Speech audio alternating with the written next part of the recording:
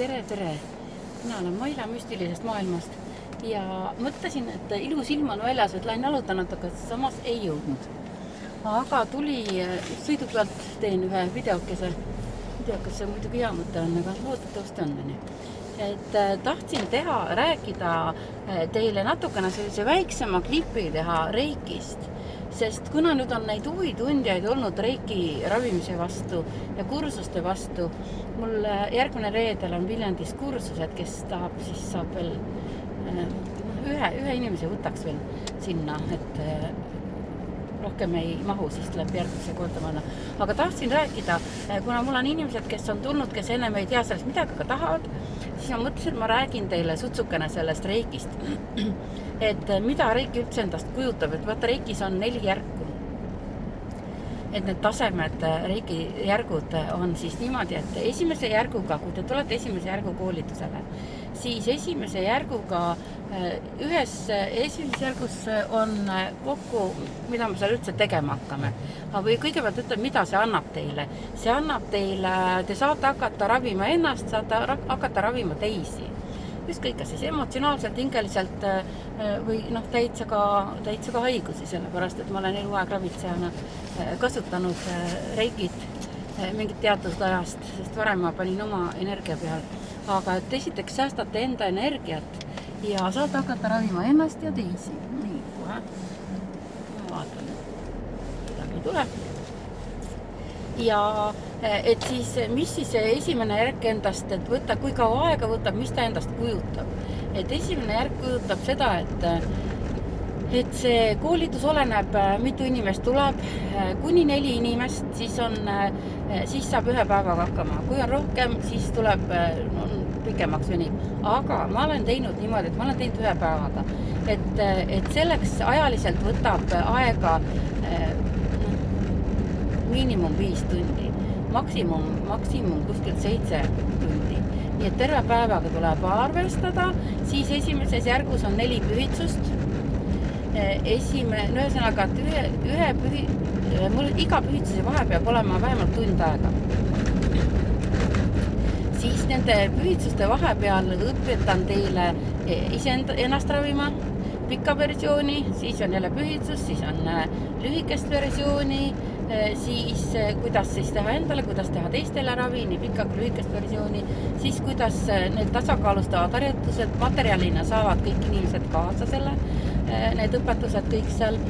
Räägin natukene Reiki ajaloost, ikka, sest kust kohast see algus on saanud.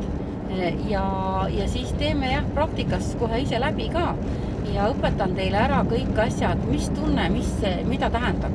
Et kui te kätest tunnete, mis tunnete, kui te hoiate käsi kas enda kohal või inimese kohal, et mis tunded, mis tähendavad.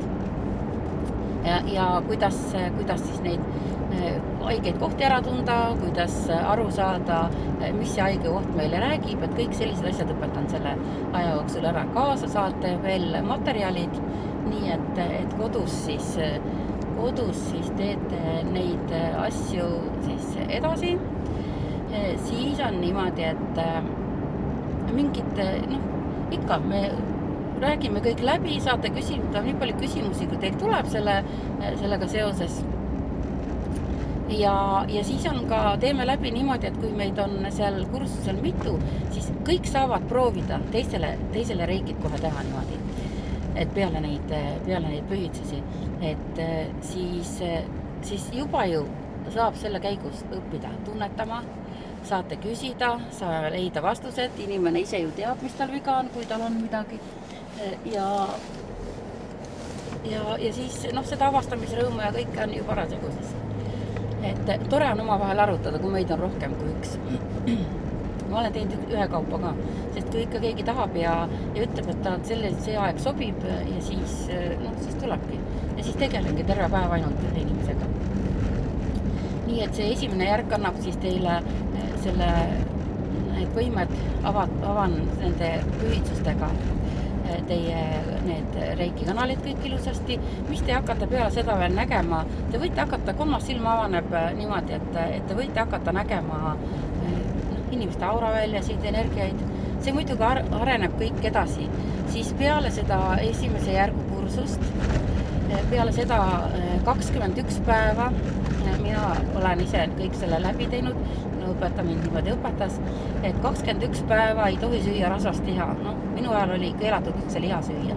Aga kui mõnel on mingi eritoitumine ja toitumisspetsialist on öelnud, et ilma lihata ei tohi olla, siis ma olen teinud neid järeleandmisi küll, et ma olen lubanud süüa liha, aga mitte rasvast sealiha. Siis 21 päeva ei tohi, mitte tilkagi alkoholi ei tohi võtta. Nii et kui kellelgi on kuskile pidusse minek ja teab, et tahab võtta seal, siis loomulikult siis tuleb see kursus sättida selle aja peale, kuhu ei jää ühtegi pidu. Minul on olnud nende järgude kursustega 4. järgu ma sain kunagi suvel emale sünnipäevaks kingituseks ja siis oli just see aeg, kus kõik šašlõkid, särgid, värgid ja siis muidugi loomulikult ma ei söönudki 21 päeva liha, absoluutselt. Alkoholiga pole probleemi, sellepärast, et seda niikuinii ei joo, et siis minu pärast võib see olematu olla. Ja siis mina muidugi ei söönud liha, kõik järgisin ilusti oma neid õpetusi, mis mulle öeldi. Ja siis pärast muidugi minu õpetaja ütles mulle niimoodi, et aga põhimõtteliselt, et see üks kord ju ei tee midagi, et mõtle, kui sa seda liha sööd, mõtle, et see ei ole liha, vaid on mingi taimetoit, ja mulle tundus see maru kummalisena, eks kõik ongi mõttes kinni, aga siiski ma tegin kõik ilusasti nii, nagu oli ette nähtud, tegin kaasa ja muidugi, kui te olete nii tublid ja teete kaasa, ma ütleks seda, et see sensitiivsus areneb teil palju kiirumini ja palju puhtamalt, kui te tõesti peate nendest asjadest kinni. Siis tuleb 21 päeva teha ise endale reikid. Mäletan, kuidas ma tegin, nagu õhtul tegin, siis kippusin magama jääma, uni tuli peale, ärkasin üles, käed seljal ja mul käed nii valusad. Mõni õhtu ununes ära ka, aga sest polnud midagi, sellepärast, et ma tegin selle 21 päeva konkreetselt, ma tegin ikkagi täis. Mul mõni üksik õhtu üksik päev jäi vahele, kus ma ei teinud endale reikid. Aga miks see vajalik on? See on just sellepärast vajalik, et esiteks te õpite rohkem tunnetama. Selle 21 päeva jooksul te saate ennast täiesti tasakaalu viia, täiesti terveks ja muidugi ka veel, et teie see tundlikkus areneb, see reiki energia hakkab teist voolama ikka väga võimsalt läbi, sest kui ei tee, kui ei arenda, nii on iga asjaga. Et näiteks ütleme niimoodi, et talvel on külmaga, kui ei ole kraani tilkuma jäta, siis võib see vesi teil ära külmuda, kui eramajas elate. Kortermajades ei ole seda probleemi, aga just eramajadel võib olla selline probleem näiteks. Et nii on iga asjaga, kui ei kasuta, siis ei arene need asjad. Trenni tegemisega samamoodi, kui te jätate trenni järgi, siis teil lihased enam ei arene. Aga selle reikiga, kui te olete saanud need pühitsused, siis sellist asja ei ole, et nüüd kui te ei tegele üldse, et need võimed teil ära kao. Need võimed ei kao mitte kuhugi. Kui need kanalid on avatud, siis nad on ja nad ei kao mitte kuhugi, aga kui ei kasuta, siis nii kui iga asjaga, kui ei kasuta, siis te ei arenda ennast edasi, siis see ei lähe võimsamaks. Iga asjaga töötad ju ennast üles järjest targemaks, järjest vilunumaks, nii on reikiga samamoodi. Et on käinud inimesi kursusel, kes tahavad käinud oma tarbeks, enda ja oma pere tarbeks, et see ei kohusta teid selleks, et te peate nüüd hakkama inimestega tegelema. Et inimestega tegelema peate hakkama siis, kui see on teie elu selles missioonis sees. Et seda saab vaadata erinevate meetoditega, aga lihtsalt niisama enda tarbeks. Ja kas või seda, et kui on mingisugune raskem eluetapp, minul on neid olnud elus küll ja ma olen tänu reikile tulnud nendest etappidest välja enda aitamiseks. Et väga niimoodi mõistlik. Et soovitama, ma ei pea hakkama midagi sellepärast, et kes tunneb, tahab, see teeb ja ongi kogu lugu. Et kõik asju võib soovitada, kõik asjad on kasulikud. Aga iga inimene jõuab ise selleni, kas ta tahab, kas ta vajab seda ja võt niimoodi. Siis on niimoodi, et teine järg, nii, esimesest järgust nüüd rääkisime, teises järgus samamoodi on 4 pühitsust, aga teises järgus on siis, teeme natukene teistsuguseid asju ja teise järguga saab inimene endale siis veel eraldi kanaleid, saab teise järguga avalda, mida siis korraga ei saa. Ei ole mõistlik ka, sellepärast, et kui liiga palju korraga, siis inimene jookseb kinni, jookseb kokku. Nii nagu iga asi tahab harjumist, tahab treenimist, et ei ole niimoodi, et ma lähen kooli, ma siis esimesest klassist kohe hüppan, ma teen korraga 2 klassi ära, võimekaid inimesi on olemas küll, aga see on jah võrreldav selliste nii järk-järgult trepiastmetel liikumine. Siis teise järguga saab hakata tegema kaugravi ükskõik kuhu maailma otsa. Mina ise olen kõige kaugemale teinud reikid Alaskale ja mis ma veel ütlen, et reikis küll meile õpetati niimoodi, et ma olen väga ammu käinud õppimas seda reikit, aga praktiliselt kogu oma täiskasvanu elu olen ma sellega tegelenud ja siis öeldakse, et võta ära sõrmused, kui reikid, et võta ära püksirihm, et mingisuguseid piiravaid neid asju ei ole.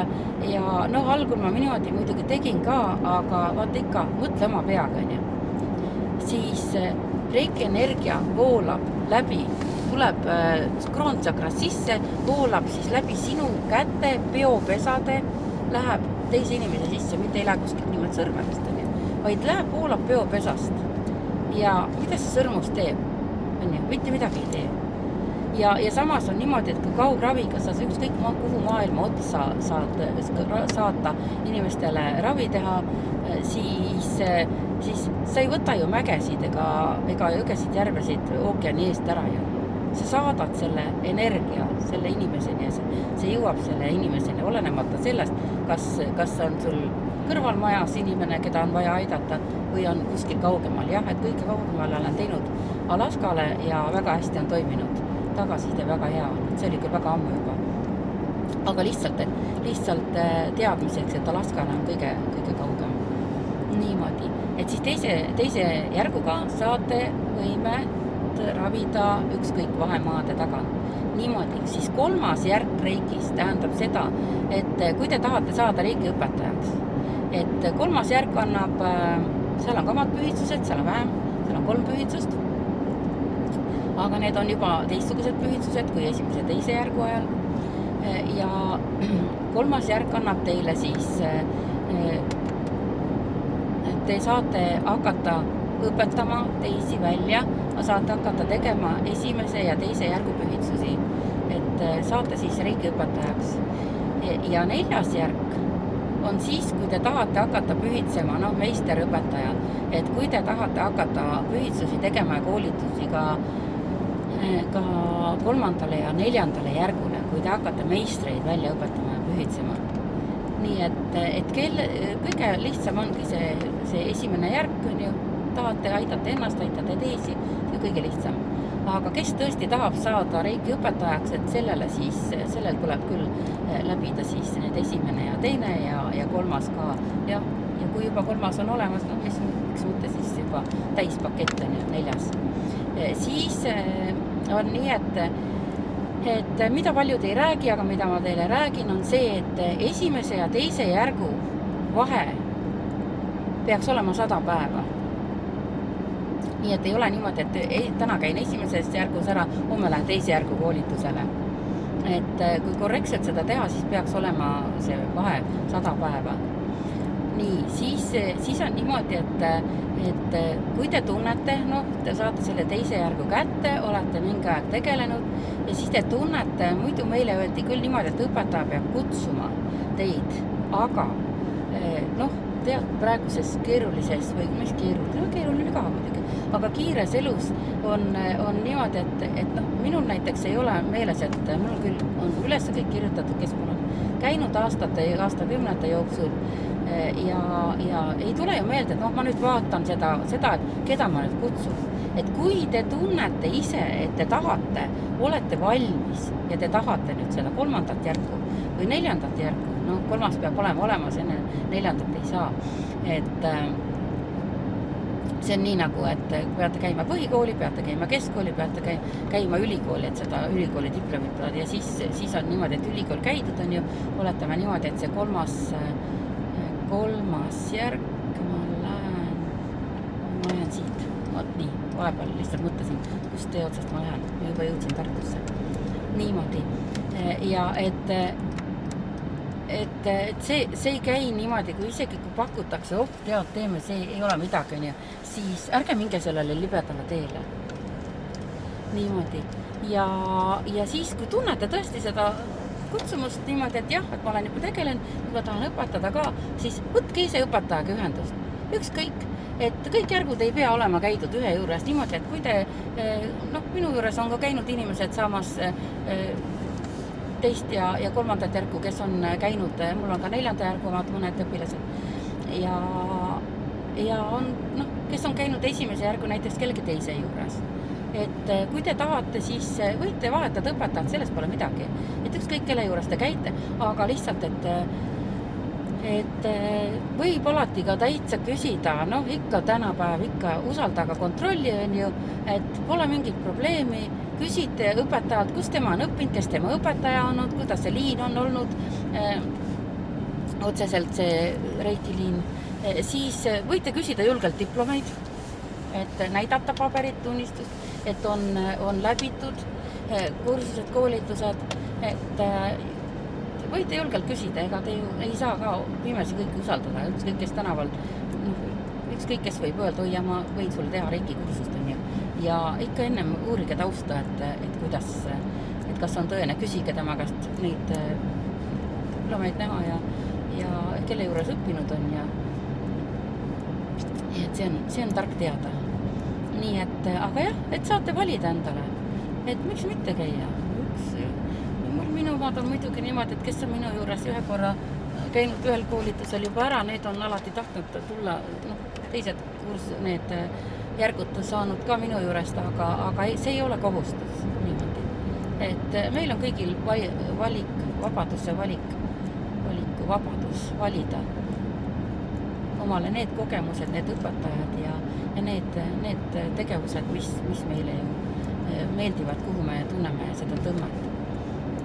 Et vot, siis sellised lookesed. Aga muud ei olegi, et need asjad, mida tahtsin teile rääkida, need asjad ma olen teile nüüd ilusasti ära rääkinud ja soovin siis teile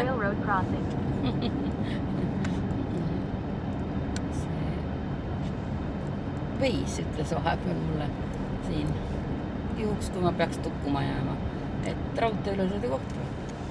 Vot nii. Aga kõike ilusat ja edu ja toredat seda aastat, mis siin nüüd juba käib ja hästi ägedat vaimset arengut teile. Maru lahe. Tehke, mida armastate, tehke, kus süda tõmbab ja olete alati õigel teel. Aitäh teile, olete kallid, olete armsad.